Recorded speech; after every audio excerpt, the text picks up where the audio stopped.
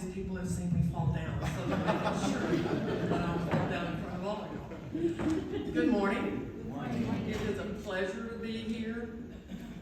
I love South Texas. I love South Texas College. And it's always because I'm always greeted well. And then they're always problem solvers. When something comes up, and I'll point to Carlos, every time something comes up, I'm like, I'm going to call Carlos and see if we can work on this problem together.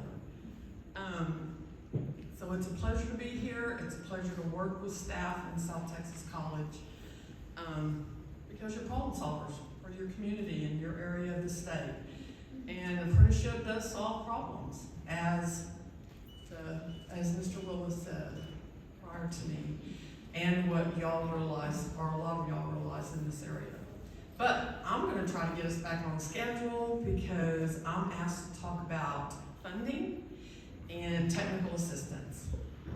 I've been with the, I know I look young, but I've been with the Texas Workforce. I don't look young? What was that? Nothing from you. Nothing. Be quiet. I've been with the agency for 40 years, almost 41 now. And I've been with Registered Apprenticeship for 16 of those years. And I was a one-person show. Even when Alvarez came on with the agency, we were pretty much a one-person show, even though I worked in policy and I had team support, but we didn't have specific staff working on apprenticeship.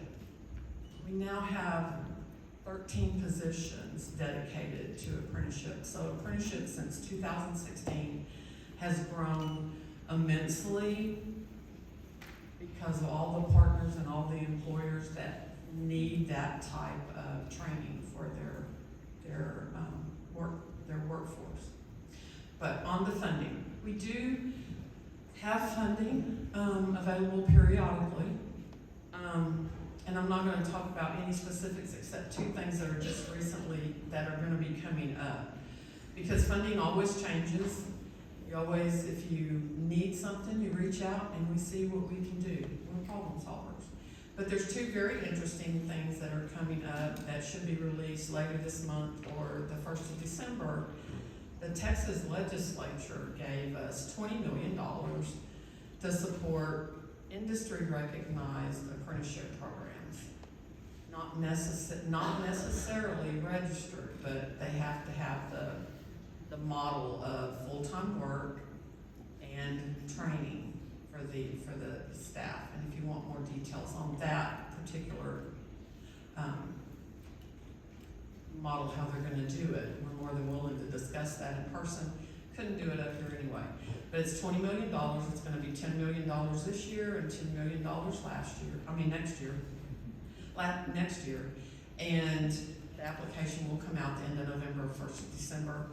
The cost per on those can be as high as between $5,000 and $7,000. That's higher than we usually pay, but it has to be a justified amount of that much funding. And then we have pre-apprenticeship, which we've never funded pre-apprenticeship before through actual our department. So that's going to be a cost per of about $2,000, and it does have to be aligned that the pre-apprenticeship is going to move into a registered apprenticeship. So there'll have to be a defined, documented career pathway for that individual. For instance, if you're going to say you want to train 25 pre-apprentices, but you have one employer that has one opening, we're not going to approve that. There has to be some kind of viable appearance. At least the pre-apprentice is going to move it to a registered apprenticeship program. And that's going to be $2,000, and that's going to be for this year and the following year as well. So that's new opportunities that are coming available. And I would love to discuss those with you, and this isn't your only exposure to me. I have cards if you want one, or you can look up apprenticeshiptexas.com, and our emails are there.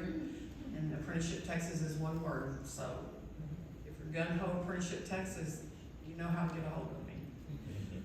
So I did my part to get us back on schedule to be on break. So I'll say goodbye for this morning. If you need me, reach out. I'm here. Like they say, I always answer my phone.